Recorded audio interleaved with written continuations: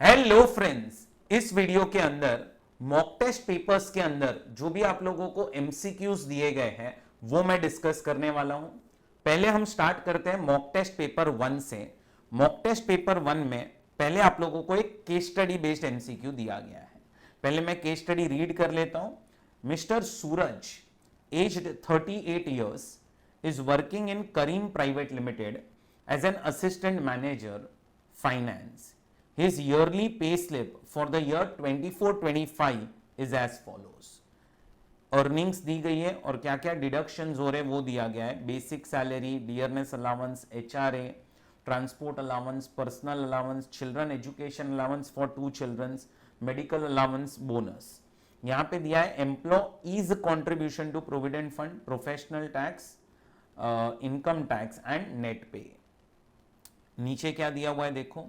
His employer also contributes equivalent amount of contribution towards provident fund. So जितना employee का contribution है उतना ही employer का कंट्रीब्यूशन है। Next, dearness allowance forms part of retirement benefit, ठीक है। फिर क्या दिया हुआ है next, he has paid 55,212 towards mediclaim premium for his parents aged above 65 years by an account payee check. He has 3 children studying in a Sandalwood International School. The earnings are the following are the components of the school fees paid for the academic session 2024-25. तो अब उनकी school fees कितनी है सब दी गई है। Tuition fees, admission fees, book, stationery, uniform, infrastructure fund, commute cost, activity fees, ठीक है। उसके बाद mister Suraj deposited 2 lakh rupees in a bank account of his minor child 1, 3 lakh rupees in an account of minor child 2 and 4 lakh rupees in an account of minor child 3. The bank paid interest at the rate of 3.5% per annum on each of these deposits. All these transactions were made on 1st April 2024. He has invested 5,000 in HDFC ULIP and taken a LIC policy for his wife for 10,000 rupees. He has invested 12,500 and 25,000 towards NPS Tier 1 account and Tier 2 account respectively. He has also donated 50,000 in PM CARES fund. Mr. Suraj invested 40,000 in the listed equity share of Tree India Limited on 1st March 2020 at the rate of 200 per share. On 31st December 2024, the company brought back his 100 shares at a 300 per share. Mr. Suraj's wife, Mrs. Shushma, is a housewife. From the information given above, choose the most appropriate answer to the following questions. कितने questions दिए हुए देखो, 6 questions दिए होंगे, 6 questions दिए। चलो ध्यान देना दोस्तों। अब पहले तो अपन क्या करते हैं ना, एमसीक्यूज तो अपने को बाद में देखते कौन कौन से हैं, बट पहले अपन सैलरी इनकम तो निकाल लेते ये पर्सन की कितनी है, क्योंकि कुछ ना कुछ कैलकुलेशन पार्ट सैलरी का तो होगा ही। तो मैंने क्या किया है, मैंने यहाँ पे एक सोल्यूशन बनाया हुआ है जहाँ पे मैंने डिफॉल्ट और ऑप्शनल स्कीम दोनों में सैलरी इनकम कैलकुलेट कर ली है। दोनों जगह पे, ऑप्शनल स्कीम में भी and default scheme that is 115 BAC उसमें भी कर लिया है। तो चलो अभी मैं आप लोगों को पहले एक्सप्लेन करता जाता हूँ एक एक पॉइंट, ध्यान देना। ये जो बेसिक सैलरी है ये दोनों जगह पे फुल्ली टैक्सेबल हो जाएगी। तो अब आप देखो, basic salary is fully taxable. उसके बाद नेक्स्ट पॉइंट आ रहा है डियरनेस अलाउंस।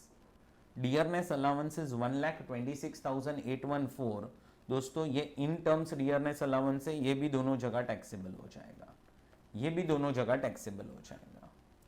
फिर उसके बाद नेक्स्ट पॉइंट आ रहा है हाउस रेंट अलाउंस। अब हाउस रेंट अलाउंस में अपने को कहीं पे भी कोई रेंट वेंट का तो डिटेल दिया हुआ नहीं है, तो हाउस रेंट अलाउंस का जो एग्जम्पशन था 1013A का वो तो मिलेगा नहीं अपने को, तो नहीं मिलेगा, तो इसीलिए दोनों जगह पे फुल्ली टैक्सेबल हो जाएगा। और डिफॉल्ट स्कीम में तो आपको पता ही है कि वैसे भी एचआरए का एग्जम्पशन नहीं मिलता, बट ऑप्शनल में भी नहीं मिलेगा क्योंकि कोई रेंट वेंट का पेमेंट का डिटेल्स नहीं है अपने पास। फिर उसके बाद ट्रांसपोर्ट अलाउंस 19,200 मिला है, अब ये भी दोनों जगह टैक्सेबल हो जाएगा। ट्रांसपोर्ट अलाउंस का एग्जम्पशन मिलता है but only if a person is a handicap person, तो उसको ही मिलता है ट्रांसपोर्ट अलाउंस का एग्जम्पशन, यहाँ पे तो नहीं मिलेगा। सो ये 19,200 जो है वो भी क्या हो जाएगा दोस्तों, fully taxable and fully taxable. उसके बाद क्या आ रहा है next point, children education allowance. अब दोस्तों ये जो चिल्ड्रन एजुकेशन अलाउंस है 12,000 रुपया, कहने से इसमें आप लोगों को एग्जम्पशन मिलता है, याद करो कितना एग्जम्पशन मिलता है, it is 100 rupees per child per month और मैक्सिमम 2 बच्चों का मिलता है। तो अभी 100 रुपीज का अगर आप एग्जम्पशन लोगे पर चाइल्ड तो 2 बच्चों का हो जाएगा हर महीने का 200 और 12 महीने का हो जाएगा 2400 रुपया, तो आपको 2400 रुपये का एग्जम्पशन मिलेगा। तो ये देखो children education allowance inner column में लिखा, 2400 रुपया एग्जम्प्ट किया और 9600 आउटर कॉलम में गया। जबकि डिफॉल्ट स्कीम में देखोगे तो वो एग्जम्पशन नहीं मिलता, तो 12,000 यहाँ पे लिखा नील और टोटल 12,000 आउटर कॉलम में चला गया। उसके बाद मेडिकल अलाउंस दिया है और बोनस दिया हुआ है, दोनों के दोनों क्या हो जाएंगे, फुल्ली टैक्सेबल। अच्छा बोनस में एक चीज याद रखना दोस्तों, टैक्सेबल होता है ऑन रिसीव बेसिस, कुछ दिया नहीं है तो हम ऐसा ही समझेंगे कि रिसीव हो चुका है, तो ये 15 और 20 और ये 15 और 20। अब एक गलती जो अपने साइड से हो जाती है, यहां पे देखो दिया है डिडक्शन में एम्प्लॉय कंट्रीब्यूशन, मतलब ये सैलरी में से एम्प्लॉय का कंट्रीब्यूशन माइनस कर दिया। अब एम्प्लॉय का जो कंट्रीब्यूशन है उसका तो आपको डिडक्शन मिलता है अंडर सेक्शन 80C। 80C जो सेक्शन है उसमें क्या मिलता है आपको, डिडक्शन, बट वो मिलता है only under optional scheme, default में नहीं मिलता। तो इधर माइनस मत करना, अभी तो हम लोग सैलरी इनकम कैलकुलेट कर रहे हैं, अभी तो हम लोग सैलरी इनकम कैलकुलेट कर रहे हैं, तो सैलरी में माइनस मत कर देना एम्प्लॉय कंट्रीब्यूशन। अच्छा वो ग्रॉस टोटल इनकम से माइनस होगा। और दूसरी चीज, अब एम्प्लॉय ने अगर कंट्रीब्यूट किया तो एम्प्लॉयर ने भी तो कंट्रीब्यूट किया है। अब एम्प्लॉयर का कंट्रीब्यूशन अगर आप याद करोगे तो it is exempt up to 12% of salary, 12% of salary तक एग्जम्प्ट है। तो एम्प्लॉयर का कंट्रीब्यूशन भी तो इतना ही है, 1,14,132 और एग्जम्प्ट कितना होगा, तो it is 12% of salary, 12% of salary. तो ये दोनों चीजों को ऐड करो, ये दोनों चीजों को ऐड करो और उसका 12% आप निकालो। तो यहां पे देखो दोस्तों 1,14,132 दोनों जगह पे मैंने लिखा है और 12% ऑफ सैलरी कैलकुलेट करोगे तो 91,306 आएगा। Salary means what, basic salary, dearness allowance in terms and commission based on percentage of turnover. तो ये तीन चीजें ऐड करो और उसका 12% ले लो और फिर आपको टैक्सेबल मिल जाएगा। अब आपको यहां पे देखो ग्रॉस सैलरी मिल गया दोनों जगह पे। ऑप्शनल स्कीम में स्टैंडर्ड डिडक्शन इज 50,000, यहाँ पे 75,000, ये अमेंडमेंट हुआ है वो याद रखना।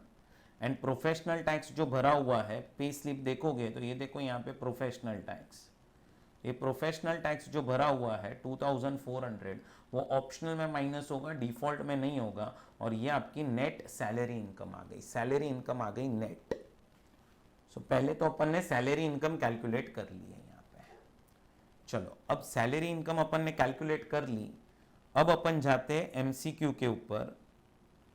Which of the following statement is correct regarding the allowances received by mister Suraj if he has opted out of default tax regime, out of default tax regime, default tax regime के वो बाहर चला गया है, तो क्या हो जाएगा, only medical and children education allowance are fully exempt, only children education allowance is exempt up to 100 per month per child for 2 children, और all allowances received are fully taxable, only transport allowance and children education allowance are fully exempt. अब देखो transport allowance तो exempt नहीं होने वाला है, all allowances भी taxable नहीं है, एक ही एग्जम्पशन आपको मिला हुआ है, एक ही एग्जम्पशन चिल्ड्रन एजुकेशन अलाउंस का। ऑप्शनल स्कीम में चिल्ड्रन एजुकेशन अलाउंस का एग्जम्पशन मिला है, तो इसका जो करेक्ट आंसर है वो हो जाएगा बी। ये देखो ये सोल्यूशन है,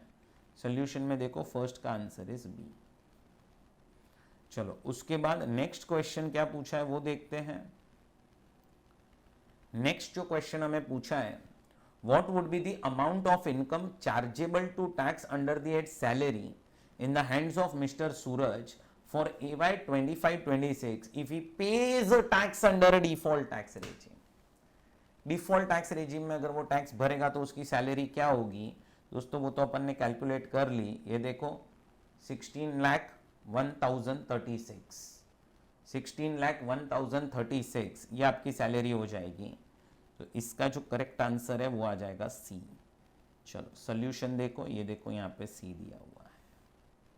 अच्छा, अब और एक चीज देखो क्या है यहाँ पे, determine the amount of tax to be deducted at source by Karim private limited on the salary paid to Suraj under default tax regime if he has not informed about his other income to his employer.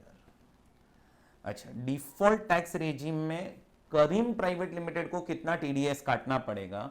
अब TDS के लिए अगर आप याद करोगे तो section number is 192। 192 जो है वो है टीडीएस फ्रॉम सैलरी। सैलरी में से आप किस तरह से टीडीएस काटते हो ना, वो 192 के अंदर दिया हुआ है। अब 192 जो सेक्शन है उसमें क्या लिखा है कि एम्प्लॉयर, आप एम्प्लॉय की सैलरी इनकम ले लो, फिर अगर एम्प्लॉई ने अदर इनकम्स की डिटेल दिए तो वो ऐड करो, नहीं दिए तो इग्नोर करो। Loss from house property minus कर देना, डिडक्शन माइनस करना, नेट इनकम निकालना और उस पर टोटल टैक्स कैलकुलेट करना। अब यहां पे वो लोग क्या बोल रहे हैं कि सूरज जो है इज गोइंग टू पे tax under default tax regime. तो करीम प्राइवेट लिमिटेड क्या करेंगे, सैलरी इनकम ले लेंगे, हाउस प्रॉपर्टी लॉस माइनस नहीं हो सकता और है भी नहीं क्वेश्चन में दिया हुआ। फिर डिडक्शन जो है वो भी कोई भी माइनस नहीं होंगे डिफॉल्ट टैक्स रेजिम के अंदर। सिर्फ 3 डिडक्शंस आते हैं, 80 CCD सबसेक्शन 2, 80 CCH सबसेक्शन 2 और 80 JJAA जो है नहीं ये क्वेश्चन में। तो जो सैलरी इनकम आई उस पर ही डायरेक्टली अपन टैक्स कैलकुलेट कर सकते हैं। तो आप अगर 16,01,036 पे टैक्स कैलकुलेट करोगे तो देखो, if assessee has not informed about the other income then company is liable to deduct on TDS on 16,01,036। ये 16,01,036 पे डिफॉल्ट टैक्स रेजिम के हिसाब से टैक्स कैलकुलेट करो तो आपका जो बेसिक टैक्स आएगा वो आएगा 1,70,311। HEC ऐड करना 177,123 और उसको राउंडिंग ऑफ करके 177,120। तो इसीलिए यहाँ पे देखो यह आंसर करेक्ट है। So the correct amount of TDS at source is 177,120। चलो इसका देख लो, यहाँ पे MCQ का थर्ड का आंसर इज बी।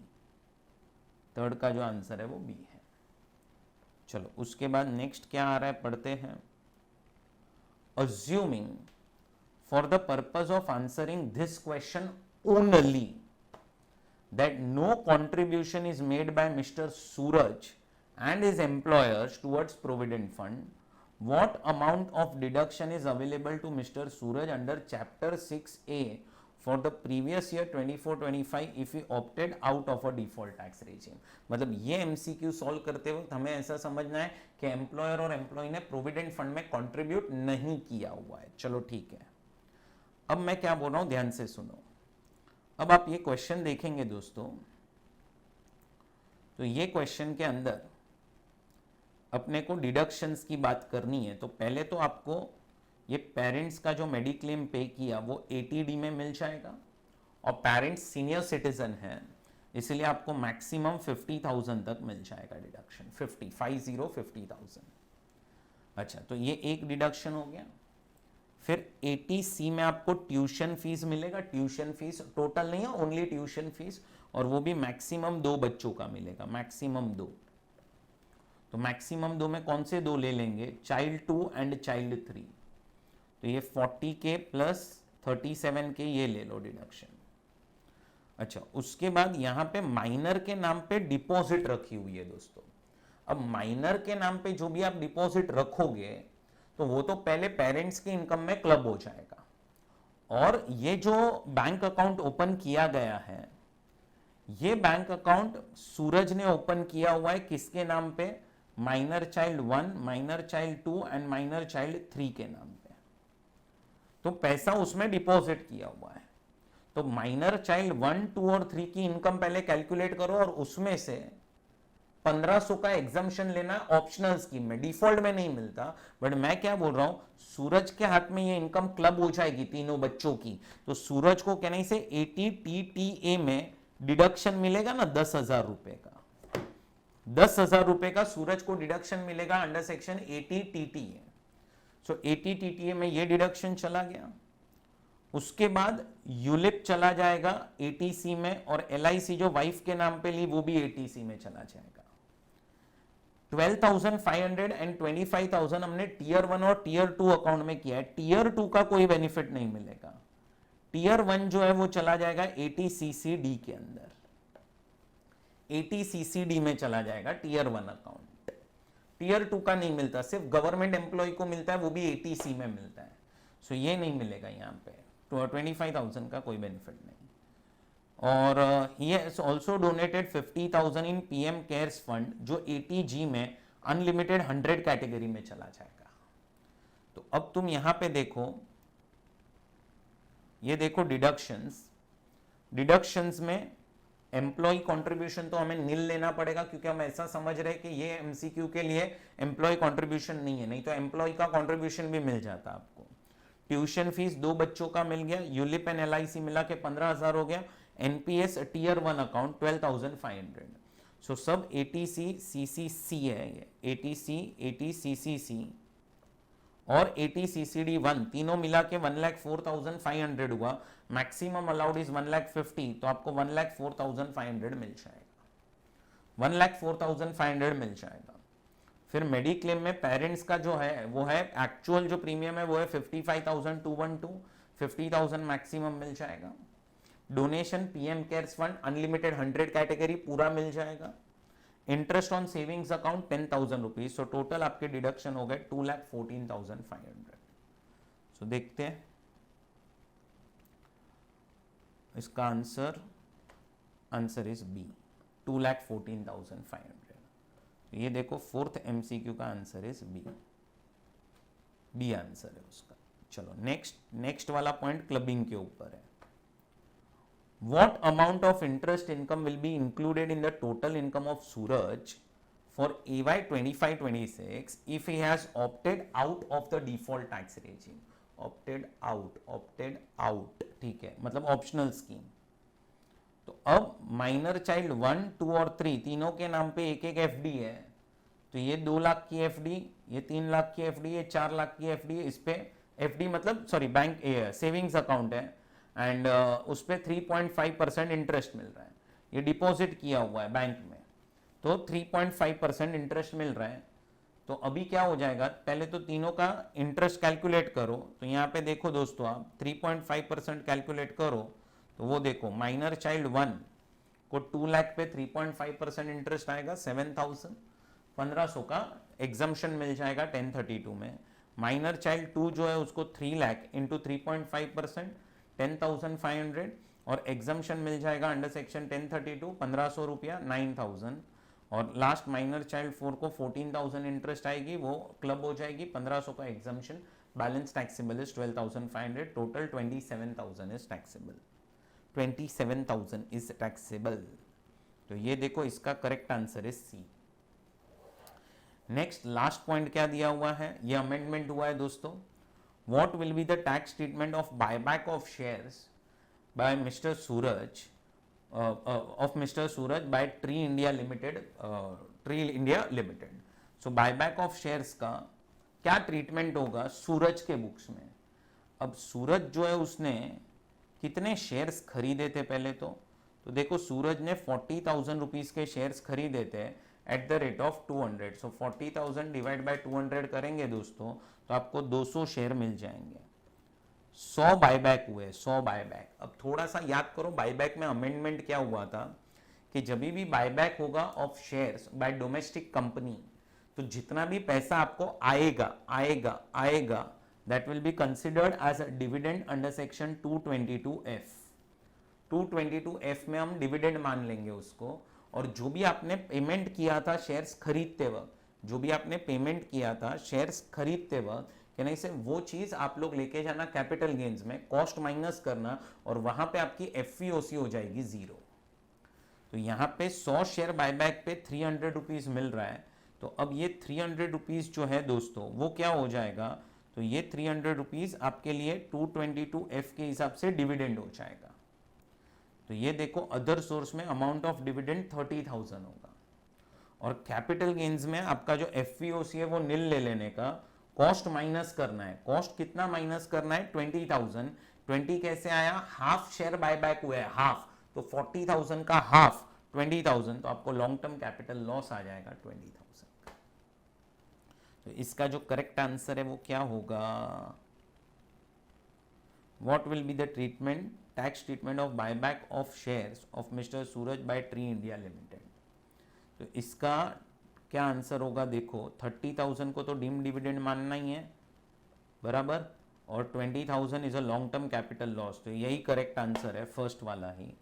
चलो देख लेते हैं, सिक्स्थ का आंसर इज ए, सिक्स्थ का answer is a.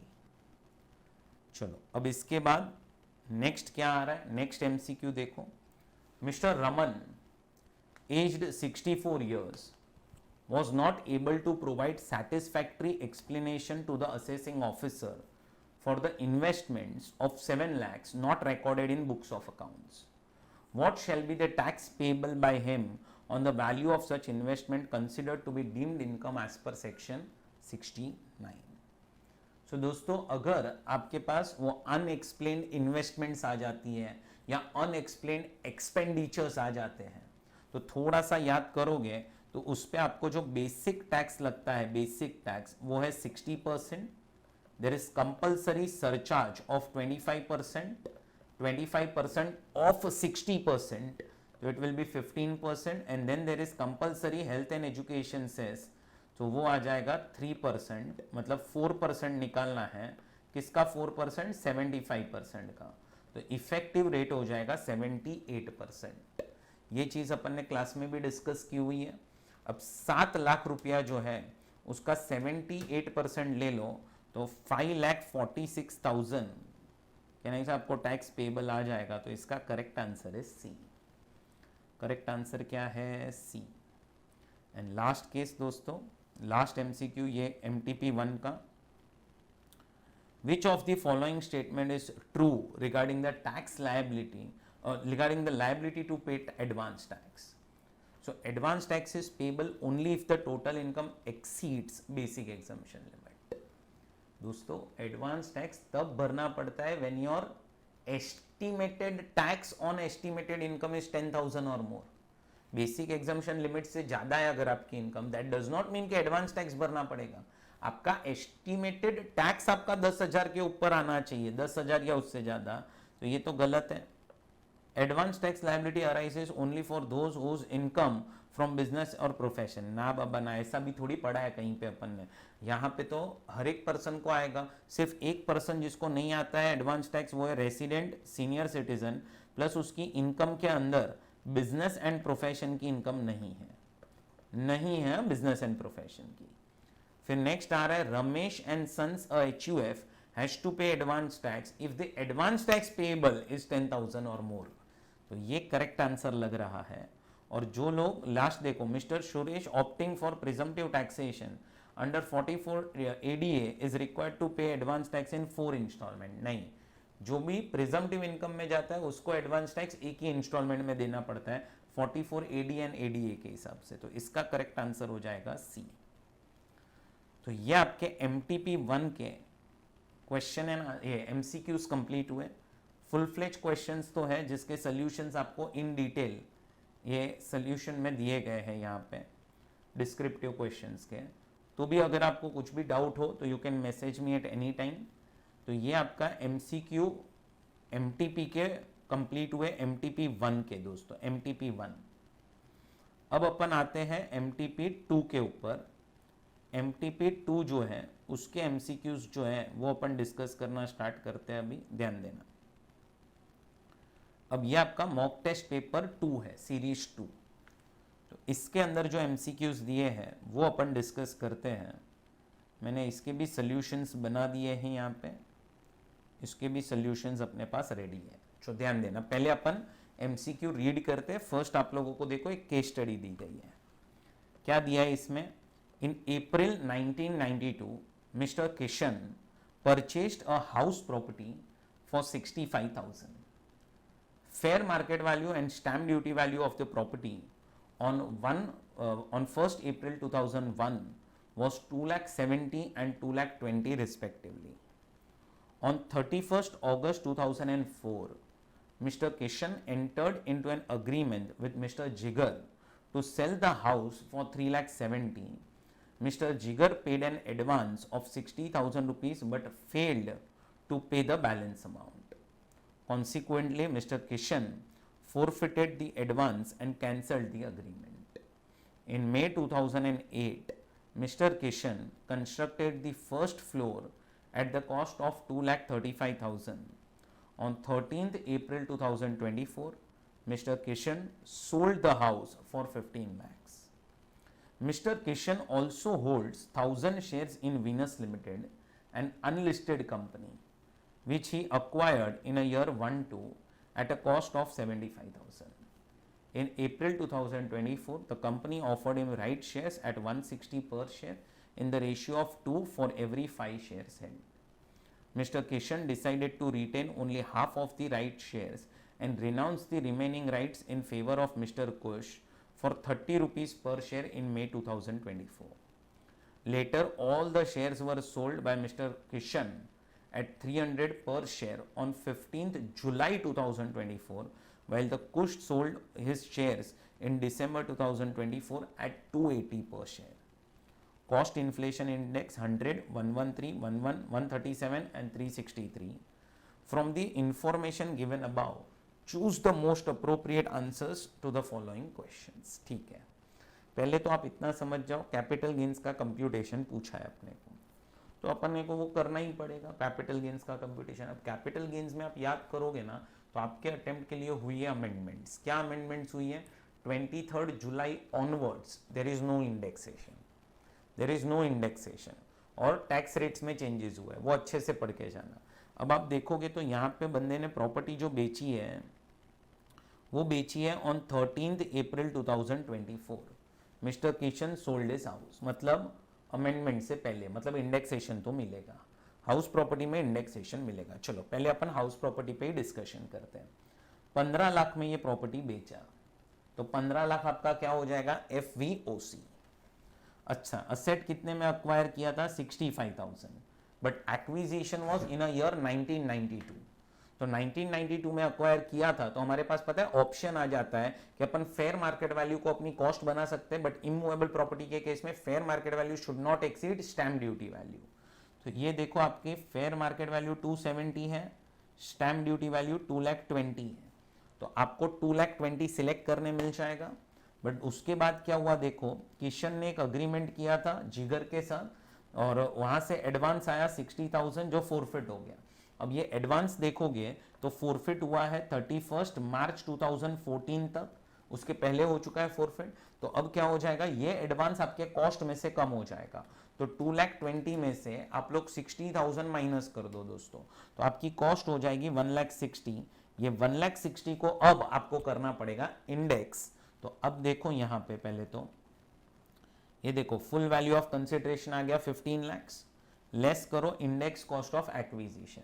Index cost of acquisition is equal to cost of acquisition multiply by CII of year of transfer divide by CII of year of acquisition, और 1-2 which ever is letter. 1,60,000 देखो आपकी cost आ गई, कैसे आ गई वो मैंने नीचे explain किया है। Original cost of fair market value whichever is higher but it should not exceed stamp duty value, so it will be 2,20,000 less advance money. तो आपकी कॉस्ट यहाँ से माइनस कर दो। अच्छा, कॉस्ट माइनस करने के बाद किशन जो है उसने कहने से और एक फर्स्ट फ्लोर कंस्ट्रक्ट किया था, तो this will be a cost of improvement, तो उसको भी अपने को क्या करना पड़ेगा, इंडेक्स करना पड़ेगा, इंडेक्स। तो ये देखो इंडेक्स कॉस्ट ऑफ इंप्रूवमेंट कर दो, 2,35,000 को मल्टीप्लाई करो 363 से, डिवाइड करो 137 से, क्योंकि आपका जो इंडेक्स हुआ है, ये अपना इंप्रूवमेंट हुआ है वो हुआ है इन 8-9। तो आपको मिल जाएगा पहले तो कैपिटल गेन 2,96,536। तो ये एक तो क्वेश्चन रहेगा ही जहाँ पे कैपिटल गेन्स पूछा होगा। उसके बाद नेक्स्ट क्या है अपन कर ही लेते हैं पहले solve. Mister Kishan holds 1,000 shares, चलो ठीक है, किशन भाई के पास 1000 शेयर्स है पहले से of an unlisted company which he acquired in 1/2 at a cost of 75,000. ठीक है, company offered him right shares at 160 in the ratio of 2:5. तो इसका मतलब 1000 शेयर्स है, डिवाइड बाय 5 करो, मल्टीप्लाई बाय 2, 400 शेयर के लिए उसको राइट इशू आया है, 400 शेयर्स.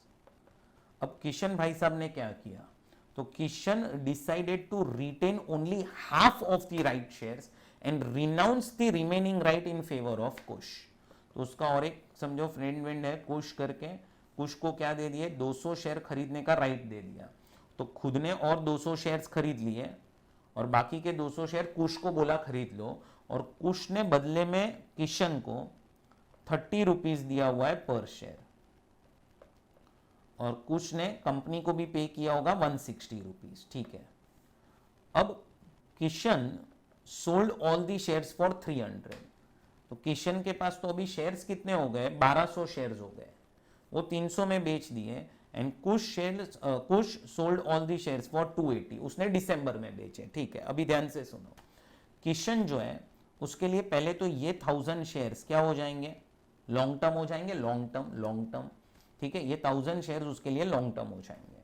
और राइट शेयर्स तो मिले ही अप्रैल में थे और 15 जुलाई को तो बेच दिया है, तो वो शॉर्ट टर्म हो जाएंगे. तो ये 1000 शेयर्स जो है इसमें से ये 1000 शेयर्स जो है वो लॉन्ग टर्म हो गए और ये 200 शेयर्स जो है वो हो गए शॉर्ट टर्म. अब 1000 शेयर्स बेचे, कितने में बेचे, 300 में, तो वो आपका हो गया FVOC. और 75,000 आपकी कॉस्ट है, उसको इंडेक्स कर देना. इंडेक्स नंबर्स यहाँ पे दिए हुए हैं, डिवाइड बाय 100 मल्टीप्लाई बाय 363, क्योंकि अक्वायर किया था इन 1/2 और अपन ने बेचा है 15 जुलाई को, मतलब 23 जुलाई के पहले, तो इंडेक्सेशन भी मिलेगा. फिर उसके बाद ये जो 200 शेयर थे वो शॉर्ट टर्म गेन आएगा. तो 200 शेयर का 300 मिला होगा और 200 शेयर के लिए किशन ने तो 160 ही पे किया होगा, तो वो शॉर्ट टर्म गेन आ गया. प्लस और एक चीज मत भूलना दोस्तों, किशन ने बैलेंस जो 200 शेयर्स थे उसका राइट रिनाउंस कर दिया था कुश को, तो उधर से 30 रुपीज आया है पर शेयर.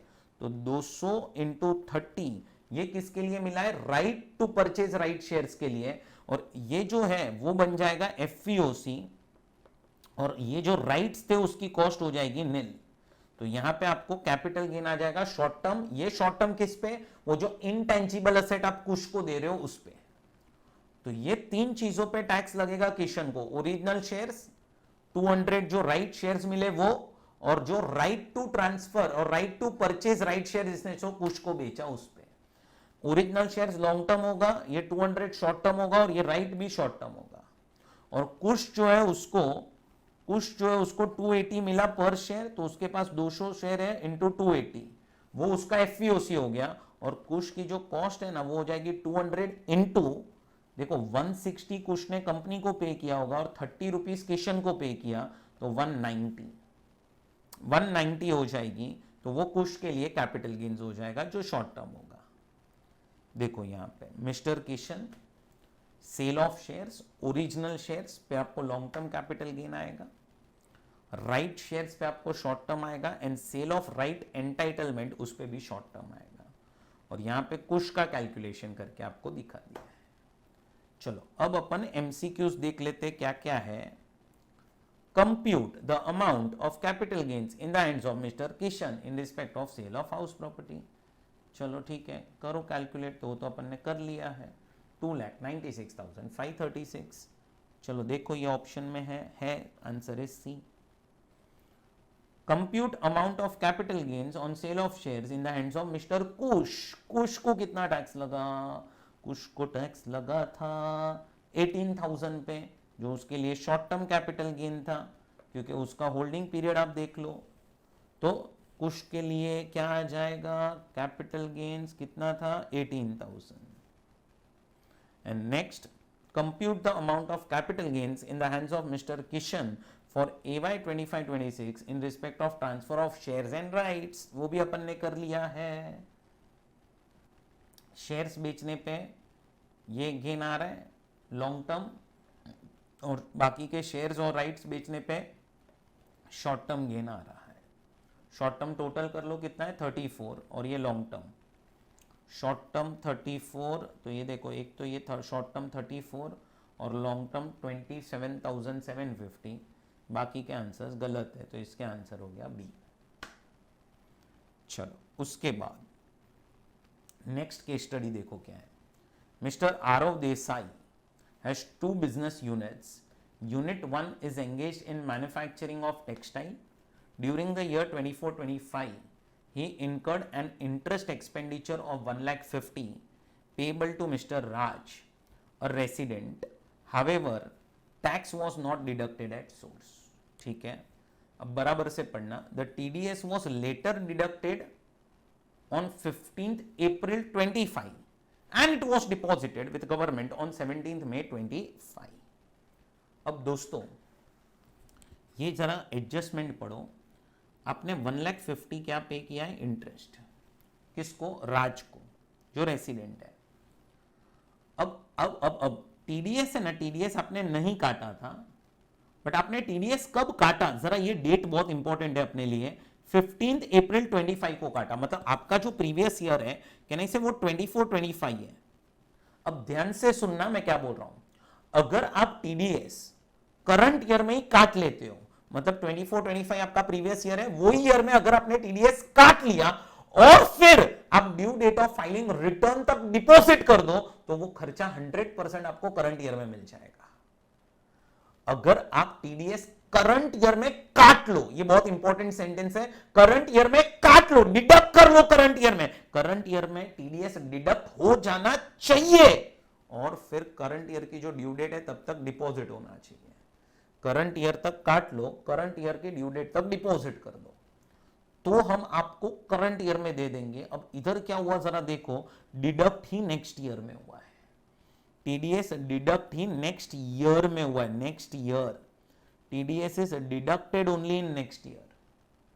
अब जब टीडीएस नेक्स्ट ईयर में डिडक्ट होता है ना, और भले ही फिर वो deposit due date of filing return के पहले हो जाता है, हमें इस साल में ना, दैट इज 24-25 में आप रेसिडेंट को पेमेंट कर रहे हो तो 70% अलाउड होगा और 30% डिसअलाउ हो जाएगा। करंट ईयर में 100% कब अलाउ होता है, तो करंट ईयर में पहले डिडक्ट होना चाहिए। यहां पे डिडक्ट ही नेक्स्ट ईयर हुआ है दोस्तों, डिडक्ट ही नेक्स्ट ईयर हुआ है, तो इसी रीजन के वजह से आप लोगों को करंट ईयर में तो 30% डिसअलाउ हो जाएगा। मैंने आप लोगों को सेक्शन 40A पढ़ाते वक्त आप देखना एक टेबल बना के दिया हुआ, उसमें जो 6th केस है ना वो इसी के ऊपर है कि TDS is deducted only in next year. अगर डिडक्ट ही नेक्स्ट ईयर हुआ ना, फिर आप ये मत देखो डिपॉजिट कब हुआ है। करंट ईयर में तो वो 30% डिसअलाउ हो जाएगा अगर आप रेसिडेंट को पेमेंट कर रहे हो तो, और नॉन रेसिडेंट को पेमेंट कर रहे हो तो 100% डिसअलाउ हो जाएगा। सो वो एक चीज ध्यान में रखना, यहाँ पे 30% इस साल तो डिसअलाउ हो ही जाएगा। फिर क्या लिखा है देखो, on 2 August 2024 he purchased a new plant and machinery worth 45 lakhs। अब इधर देखो मैन्युफैक्चरिंग बिजनेस है, प्लांट एंड मशीनरी भी भाई साहब खरीद रहे हैं, तो आपको तुरंत क्लिक होना चाहिए कि शायद इसमें एडिशनल डिप्रिसिएशन का भी कॉन्सेप्ट आएगा। Worth 45 lakhs which was put to use on 1st November, use नवंबर से स्टार्ट करना किया। For this purpose, he borrowed 25 lakhs on 1st August 2024 and paid interest at the rate of 10% per annum. Return down value of the block of plant and machinery on 1st April is 95 lakhs. So, आप लोगों को opening WDV दी गई है, opening WDV which is 95 lakhs. अब आपको additions करने हैं। Editions में आप देखो ये 1 नवंबर को आपके ब्लॉक में जाएगा, क्योंकि यूज करना आपने नवंबर से स्टार्ट किया, तो ये यूज हो रहा है फॉर लेस देन 180 डेज दोस्तों, less than 180 days. This asset is acquired during the year and it is used for less than 180 days. अब क्या होगा कि इसकी कॉस्ट तो 45 lakhs थी, बट आप समझो दोस्तों थोड़ा सा आपने लोन भी लिया हुआ है, और जब तक असेट आप यूज करना स्टार्ट नहीं करते तब तक की जो इंटरेस्ट होगी कहने से उसको आपको कैपिटलाइज करना चाहिए। तो नवंबर तक की जो इंटरेस्ट होगी कहने से वो कॉस्ट में ऐड कर देना चाहिए, नवंबर तक की जो इंटरेस्ट होगी वो कॉस्ट में ऐड करना चाहिए। तो 45 lakhs प्लस नवंबर तक की जो इंटरेस्ट है वो दोनों ऐड करके कहने से जो टोटल आएगा वो आपके ब्लॉक में चला जाएगा। और फिर अपन उसी पे क्या कैलकुलेट करेंगे, तो फिर अपन उस पे ही डेप्रीसिएशन कैलकुलेट करेंगे। तो इसके ऊपर नॉर्मल डेप्रीसिएशन आएगा और इसके ऊपर आपको नॉर्मल भी आएगा और एडिशनल भी आएगा और दोनों हाफ हो जाएगा, नॉर्मल और एडिशनल, क्योंकि 180 डेज से कम यूज हुआ है। और याद रखना एडिशनल डेप्रीसिएशन डिफॉल्ट स्कीम में नहीं मिलता, डिफॉल्ट में नहीं मिलता। Turnover of last year and current year is 2.5 crore and 3 crore, ठीक है, 2.5 करोड़ एंड 3 करोड़ है, ये आपको टर्नओवर दिया हुआ है। अब mister Aarav Desai has a unit 2 in SEZ, दूसरा यूनिट, ये यूनिट 1 की डिटेल थी, ये यूनिट 2 की है, विच कमेंस्ड ऑपरेशंस इन AY 1920। अब SEZ में अगर आपके पास यूनिट होता है तो आपको जो भी एक्सपोर्ट करने की वजह से प्रॉफिट आते हैं, कहने से उसका आपको 100% डिडक्शन मिलता है for first 5 years. Next 5 years के लिए आप लोगों को 50% ऑफ एक्सपोर्ट प्रॉफिट मिलता है और थर्ड 5 इयर्स के लिए आप लोगों को वापस से 50% ऑफ एक्सपोर्ट प्रॉफिट और amount transfer to special economic zone reinvestment reserve account. तो अब दोस्तों यहां पे आप देखो 1920 में ये यूनिट स्टार्ट हुआ था, तो 1920 वो आपका फर्स्ट ईयर था, 1920 फर्स्ट ईयर था, फिर 2021, 21-22, 23-24, 24-25, 25-26, ये अभी आपका 25-26 जो है वो 6th ईयर हो जाएगा। मतलब फर्स्ट 5 इयर्स हो चुके हैं, 1920 असेसमेंट ईयर, 2021, 21-22, 23-24, 24-25 और 25-26, 25-26 आपका 6th ईयर हो जाएगा असेसमेंट ईयर। तो आपका डिडक्शन जो होगा वो 50% ऑफ एक्सपोर्ट प्रॉफिट हो जाएगा। During the year 24-25 the total turnover of the unit is 130 lakhs and the business profit is 30 lakhs. Export turnover आपको दिया हुआ है 80 लाख्स का, which has been received in India in convertible foreign exchange. Now how to calculate first export profit, तो export profit is equal to total profit that is 30 lakhs multiply by export turnover divide by total turnover. जो भी answer आएगा उसका 50% आपको 10AA में deduction मिलेगा, 10AA, और 10AA का डिडक्शन नहीं मिलता है अंडर डिफॉल्ट टैक्स रेजिम। चलो क्या लिखा है, assume Aarav Desai has shifted out of the default tax regime. चलो बेस्ट है। From the information given about choose the most appropriate answer to the following questions. पहला आपसे पूछा है डेप्रीसिएशन कितना होगा, तो चलो यहां पे देखो डेप्रीसिएशन पूछा है ना, ठीक है। देखो अपना जो न्यू प्लांट एंड मशीनरी अपन ने खरीदा 45 लाख का खरीदा, जो 3 महीने के लिए पहले इंटरेस्ट पे की है वो आ रही है 62,500, सो टोटल कॉस्ट हो जाएगी 45,62,500। ब्लॉक ऑफ असेट में ओपनिंग WDV 95 लाख थी, एडिशन में 45,62,500 that is original cost plus interest, total आ गया यहाँ पे। अब इस पे नॉर्मल डेप्रीसिएशन 95 लाख पे जो फुल आएगा 15% के हिसाब से, और इसके ऊपर आपका हाफ आ जाएगा नॉर्मल डेप्रीसिएशन और एडिशनल डेप्रीसिएशन 10% आएगा। तो इसका जो करेक्ट आंसर आ जाएगा वो आ जाएगा 22,23,438। तो ये आंसर करेक्ट है, 22,23,438। नेक्स्ट क्या है, what is the amount of disallowance if any attracted for non deduction of tax at source on the interest payable to Mr. Raj during the year 24-25। राज को जो इंटरेस्ट दी थी वो थी 1,50,000, मैंने आपको बोला 30% डिसअलाउ करना पड़ेगा, तो ये आ जाएगा 45,000।